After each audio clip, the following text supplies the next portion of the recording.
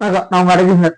இப்ப யார் நம்ம டிஎம்கே இருக்காங்கல்ல, அவங்க இந்த நாடகேஸ்வர் தலைவர் மேனேஜர் யாரு, நம்ம ஸ்டாலின், உதயநிதி இவரெல்லாம் வந்து என்னன்னா ஆக்சுவலி அதாவது முக்கியம் அப்படியே பாலிஷா வந்து எல்லாத்தையும் அடிச்சு போடுறாங்க. ஊழல் வியாதிகள் இல்லைங்க, லஞ்சம். லஞ்சம் மட்டுமே 800 கோடி. நேற்று ஒரு கவுன்சிலர் மாட்டிருக்காங்க. கவுன்சிலர் 70 கோடி. திருக்கோடியில் நின்று ஐயோ அம்மான்னு கத்துறாங்க. ஒரு கவுன்சிலர் 70 கோடி லஞ்சம் எடுத்துட்டு போறாங்கன்னா அப்ப இவங்க எல்லாம் எப்போ எவ்வளவு கோடி அடிப்பாங்க பாத்துக்கோங்க. ஒரு கவுன்சிலர் எம்எல்ஏ கூட இல்ல, ஒரு வார்டு கவுன்சிலர் 70 கோடி லஞ்சம். அப்போ எம்எல்ஏ எல்லாம் 7000 கோடி இல்லை, 70,000 கோடி அடிச்சாலும் இவங்களுக்கு அவ்வளோ ஒரு ஈஸியா அடிப்பாங்க. ஒரு கவுன்சிலர் 70 கோடி அடிக்க விட்டு கம்முன்னு வேடிக்கை பார்த்துட்டு இருந்தேன் கவர்மெண்ட். ரோட போய் பாருங்க, ஒவ்வொரு ரோடும் குழியே இல்ல, குழியில தான் ரோடே இருக்கு, ரோடே காணுங்க.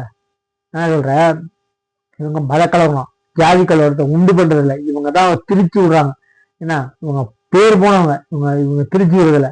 ஏன்னா நம்ம ஜஸ்டிஸ் ஆகாத ரோட்ல போறவங்க பொதுமக்களை சொன்னா நம்ப மாட்டாங்க.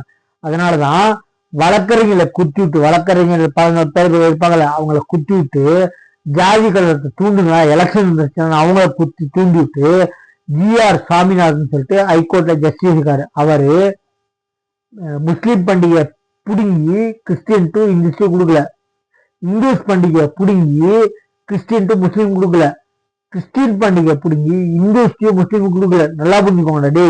அவங்க உங்க பண்டிகைய சுதந்திரமா கொண்டாடுங்கன்னு சொல்லி உத்தரவு போடுறது உங்களுக்கு எல்லாம் எங்க எரியுது? கார்த்திகை தீபம் இந்துஸ்கான பண்டிகைடா. அதுக்கு உங்க மேல இருக்க நம்பிக்கையில, உங்க மேல இருக்க பயத்துல போலீஸ்காரங்க நடக்க மாட்டாங்க என்ன சட்டப்படி. அதனால வந்து நம்ம சிஎஸ்எஃப் போலீஸ் படைய இறக்கி, என்ன நம்ம ஆர்மி படைய என்ன இறக்கி போய் தீபம் ஏத்துக்குன்னு சொல்லி அவர் வேற ஒரு ஜாதி தூண்டல, ஜாதி கலவரத்தை மத கலவரத்தை தூண்டுறது நீங்க தான்டா. அவரை ஏத்துங்க, அதுக்கு பாதுகாப்பா நான் என் படையை அனுப்புறேன்னு சொல்லிட்டு ராணுவ படையை அனுப்பிச்சாரு. சரிங்களா? அதாவது இந்த ஹைகோர்ட்டை பாதுகாக்கிற ராணுவ படை, நல்லா புரிஞ்சுக்கோங்க என்ன, அவங்கள அனுப்பிச்சு ஏத்துங்களா தீர்மானாரு. அதை உங்களுக்கு எங்கடா எரியுது? என்ன ஒரு முஸ்லீம் பண்டிகை முஸ்லீம்காரங்க கொண்டாடுறது உங்களுக்கு எங்க எரியுது? ஜாதி கலவரத்தையும் மத கலவரத்தையும் நீங்க தான்டா உச்சபட்சமா இருக்கீங்களா.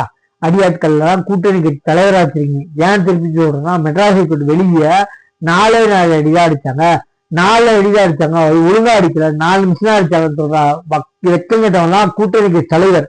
நான் சொல்றேன், 4 நிமிஷம் ஒருத்தர் கழுத்து அடிச்சு சாவடிக்க முடியவும் முடியாது. வெக்கம் என்ன சொல்றாடே, 4 நிமிஷம் அடிச்சாங்க ஒழுங்கா அடிக்கன்னு சொல்றா வெக்கம் கேட்ட நாயே.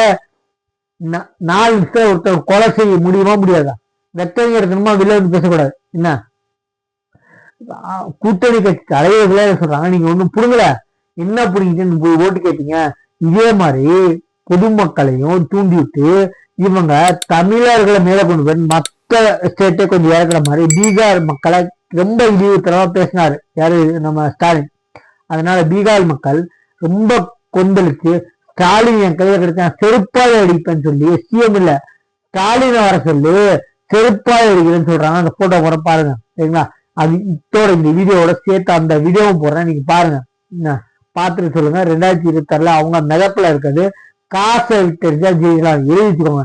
சேப்பாக்கம் தொகுதியிலையும் கோத்தூர் தொகுதியிலையும் இந்த வாட்டி டெபாசிட் வாங்க ரொம்ப ரொம்ப கஷ்டம். காசை வாங்கிட்டு காசுக்கான பொருளை வாங்கிட்டு ஓட்டு போடாதீங்க, தயவுசெய்து சொல்றேன். நம்ம சேனல் சப்ஸ்கிரைப் பண்ணி பாருங்க.